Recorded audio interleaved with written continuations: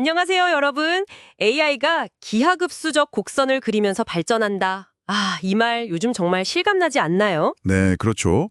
특히 구글 딥마인드 소식 보면 더 그런 것 같아요. 그래서 오늘은 이 최첨단 AI 이야기랑 이게 또 교육 현장 같은 실제 세상에는 어떤 영향을 주는지 좀 깊이 파고 들어가 보려고 합니다. 네, 오늘 살펴볼 자료가 딱 그 두 가지 축이에요.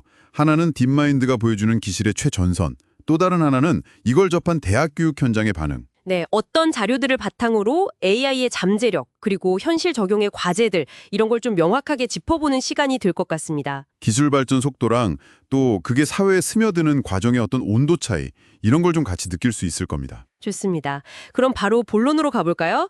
AI 능력이 어디까지 왔나? 그 딥마인드의 프로젝트 아스트라, 이거 정말 놀랍던데요. 아, 보셨군요. 네. 네, 그냥 글자만 아는 게 아니라 이제 보고 듣고 심지어 대화하면서 세상을 이해하기 시작했어요.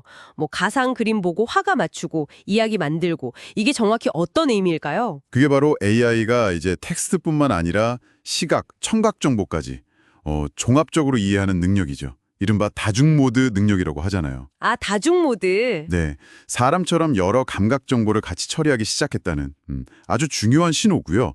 궁극적으로는 인공 일반지능, AGI 있잖아요. 네, AGI. 그걸 향한 중요한 발걸음으로 볼 수 있습니다. 그 딥마인드의 데미스 하사비스 CEO가 한 5년, 길게는 10년 안에 AGI가 올 수도 있다 이렇게 예측하거든요. 5년에서 10년이요? 와, 굉장히 빠르네요. 네. 그러면서 뭐 안경 형태 AI처럼 우리 일상에 완전히 녹아들 거다 이런 미래도 그리고 있죠. 정보를 이해하는 걸 넘어서 스스로 추론하고 행동까지 하는 모습도 봤어요. 로봇한테 좀 애매하게 지시했는데도 정확히 하더라고요. 노란색, 파란색 섞은 블록 찾아서 넣어달라. 뭐 이런 거요. 맞아요. 단순히 명령을 따르는 게 아니라 의미를 해석하고 계획을 세워서 실행하는 능력, 이걸 보여준 거죠. 네. 이런 능력은 로봇공학은 물론이고 뭐 과학 분야에서도 잠재력이 엄청납니다. 이미 그 알파폴드가 단백질 구조 예측에서 혁명을 일으켰잖아요. 맞다. 알파폴드. 네, 몇 년 걸릴 분석을 1년 만에 2억 개 넘게 해냈으니까요. 그래서 하사비스는 이런 AI 능력이 신약 개발이나 질병 정복 이런 걸 엄청 앞당길 수 있다고 봐요.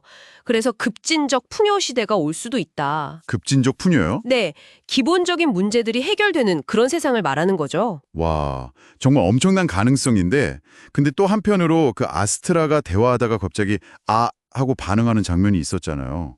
뭔가 좀 통제하기 어려운 면도 살짝 보인 것 같고요. 네, 맞아요.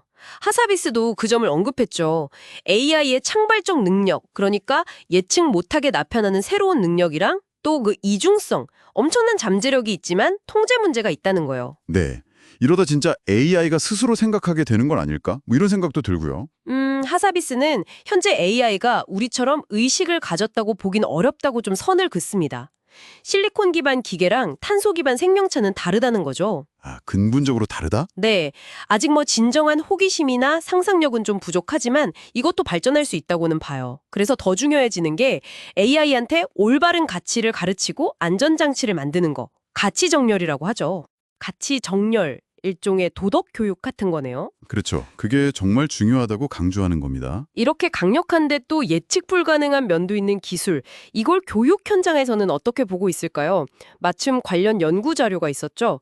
대학 교육자들 대부분 AI를 알고 있고, 근데 의외로 좀 긍정적이라고요? 네, 맞아요. 많은 분들이 AI가 뭐 강의 준비나 아이디어 얻는 데 도움이 될 수 있다. 이렇게 업무 효율성 측면에서 기대를 하더라고요. 효율성 증대? 네. 근데 동시에 우려도 커요.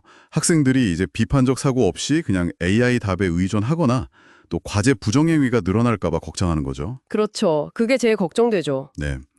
여기서 좀 흥미로운 점이 있었는데 컴퓨터 과학, CS 전공 교수님들이 AI 기술 자체는 더 잘 아시잖아요. 네, 당연히 그렇겠죠. 근데 정작 학생들이 AI를 썼는지 안 썼는지 알아내는 능력에 대해서는 BCS 전공 교수님들보다 오히려 자신감이 낮았어요. 오, 정말요. 의외인데요? 네, 그러니까 전문가조차도 이게 판별하기가 어렵다는 거죠. 하긴 글 써주는 거 보면 정말 감쪽 같을 때도 있더라고요. 맞아요. 심지어 한 CS 교수님은 고급 과정 학생이 AI 쓰는 건 괜찮은데 입문 과정 학생이 쓰면 아무것도 못 배울 거다. 뭐 이런 말씀도 하셨어요. 활용 수준에 대한 고민이 깊군요. 이게 도구로 잘 쓰느냐? 아니면 학습 자체를 그냥 건너뛰게 만드느냐? 딱 그 문제네요. 바로 그 지점입니다. 기초가 있는 학생이 활용하는 거랑 기초를 쌓아야 할 학생이 의존하는 건 전혀 다른 문제다. 이런 인식에 아주 뚜렷했어요. 오늘 이야기를 쭉 정리해보면 한쪽에서는 딥마인드가 보여주듯이 AI가 정말 세상을 바꿀 만큼 놀라운 속도로 발전하고 있고 또 혁신을 약속하고 있잖아요. 네, 그렇죠. 근데 다른 한쪽에서는 교육 현장의 목소리처럼 실제 이걸 적용하는 과정에서 현실적인 어려움이나 윤리적인 고민이 깊어지고 있다는 거, 이 긴장감이 참 앞으로 AI 시대를 살아갈 우리에게 중요한 것 같아요. 맞습니다.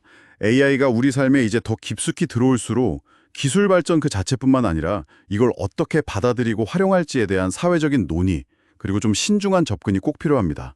기술을 잘 이해하고 올바른 방향을 잡아야겠죠. 네, 마지막으로 여러분께 질문 하나 던지면서 마무리할까 합니다.